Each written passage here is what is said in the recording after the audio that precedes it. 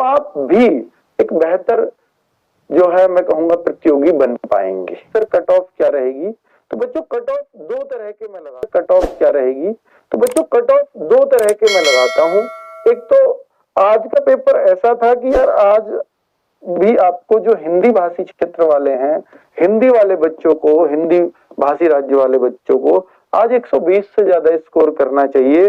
और जो आज गैर हिंदी भाषी राज्य हैं, गैर हिंदी भाषी राज्य, उनको 80 से ज्यादा स्कोर करना चाहिए, 80 से ज्यादा स्कोर करना चाहिए।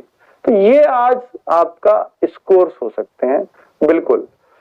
तो अब आप देख लो कि कट ऑफ में आप कहाँ आ रहे हैं, कैसे आ रहे हैं, ठीक है। और अगर इस तरह से आ रहे हैं तो आप, मुझे लगता है कि आप बेहतर तैयारी की तरफ हैं। पर बच्चों जो मैंने बताया है कि गलतियां कहाँ हुई हैं टेस्ट में, ये जरूर एनालिसिस किया करो। इस टेस्ट के बाद जहां आपका स्कोर भी, आपको जो हिंदी भाषी क्षेत्र वाले हैं, हिंदी वाले बच्चों को, हिंदी भाषी राज्य वाले बच्चों को आज 120 से ज्यादा स्कोर करना चाहिए। और जो आज गैर हिंदी भाषी राज्य हैं, गैर हिंदी भाषी राज्य, उनको 80 से ज्यादा स्कोर करना चाहिए, 80 से ज्यादा स्कोर करना चाहिए। तो ये आज आपका स्कोर्स हो सकते हैं। बिल्कुल।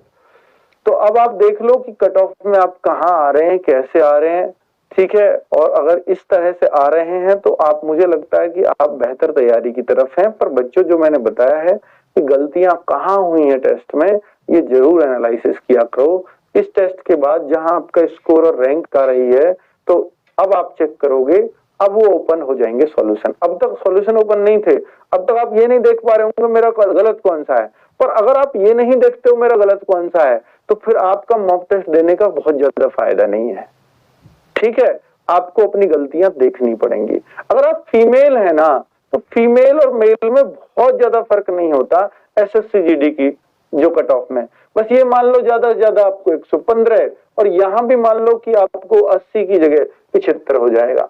बाकी मैं यहां भी इनसे भी यही कहूंगा कि 80+ ही होना चाहिए गैर हिंदी में भी आपको, ठीक है। तो बहुत ज्यादा अंतर एसएससी जीडी में फीमेल्स में देखने को नहीं मिलता कट ऑफ।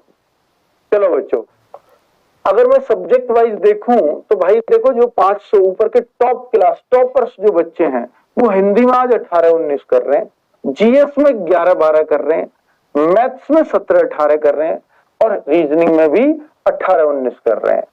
तो और मैं अगर देखूं, जो 5000 में बच्चे आ रहे हैं, 5000 रैंक तक, वो हिंदी में 14-15 ही कर पा रहे हैं। तो यहाँ पूरी गुंजाइश है कि वो 3-4-5 नंबर यहाँ बढ़ा सकता है।